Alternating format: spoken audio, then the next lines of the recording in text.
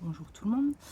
Je suis actuellement confrontée à un petit dilemme professionnel et je me suis dit que ça pouvait être intéressant d'en parler pour témoigner de cette expérience.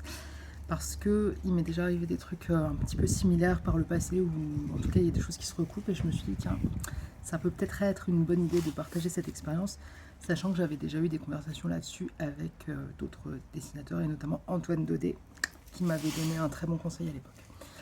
Euh, je vais commencer par le conseil qu'on m'avait donné à l'époque, du coup, le conseil d'Antoine. C'était il y a très longtemps, je faisais plein de dossiers BD et quand on me disait tes dossiers ne vont pas, je les refaisais. Bon, jusqu'à why not.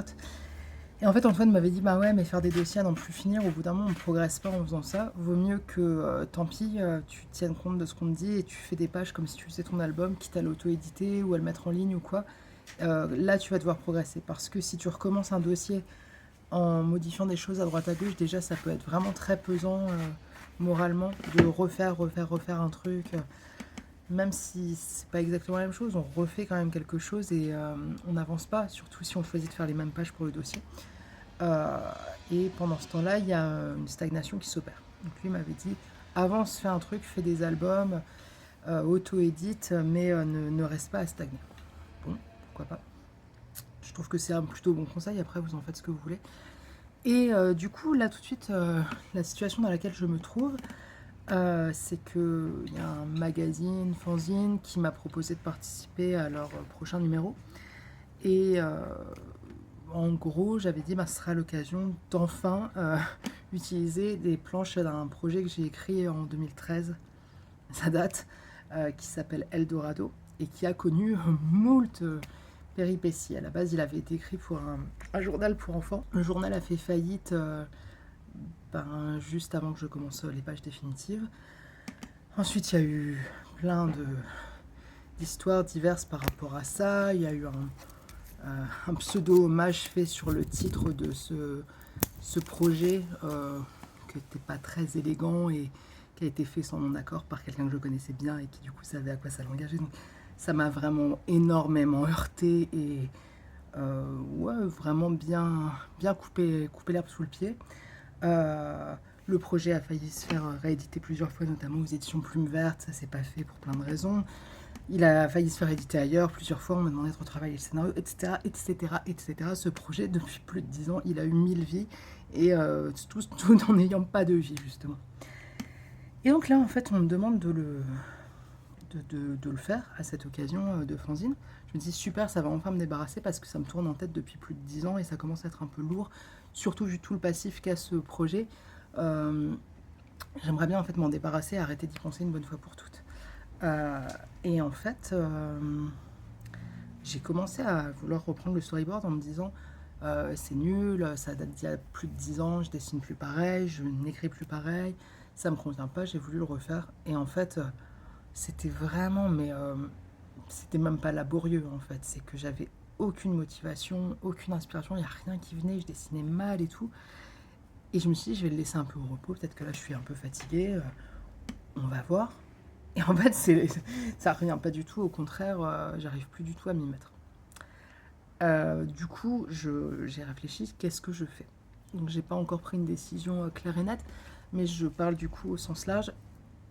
D'expérience, parfois il faut avoir un côté, entre gros guillemets, un peu schizophrénique dans les tâches qu'on a à accomplir, parce que comme il y a beaucoup d'étapes dans la réalisation d'une planche de BD, donc il y a le scénario, le storyboard, le crayonné, l'ancrage, la mise en couleur, et en fait ça fait autant de possibilités de se décourager, toutes ces étapes. Du coup, moi ça fait longtemps que j'ai mis ça en place, c'est que j'essaye de me dire, quand tu es scénariste, tu n'es que scénariste. Quand tu es dessinatrice, tu n'es que dessinatrice. Quand tu es coloriste, tu n'es que coloriste. Alors, pourquoi et comment ça marche? C'est qu'en fait, euh, quand je fais un scénario en pensant déjà au dessin, donc ça peut être sympa, si je me dis, ah trop bien, je vais dessiner ça, mais je peux aussi très vite me dire, oh non, je vais dessiner une scène de foule, je déteste ça, il y a ça, j'ai vraiment pas envie de le dessiner, il y a ça, il y a ça, il y a ça.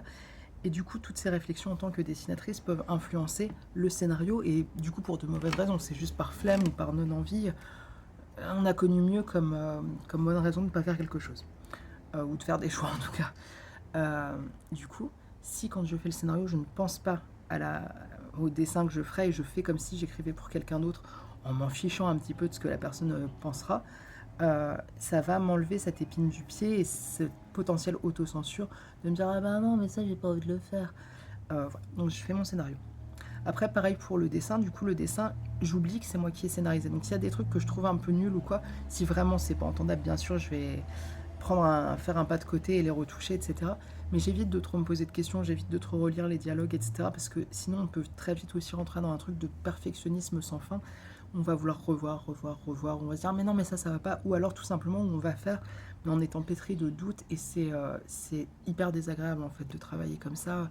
C'est hyper anxiogène, on n'est pas bien et on n'est pas à ce qu'on fait. Donc moi j'essaye de me dire le scénario, je fais comme si c'est quelqu'un d'autre qui l'avait écrit et je n'y retouche pas et voilà, on est respectueux avec le scénariste, on passe pas son temps à lui dire c'est pas terrible ce que tu as écrit.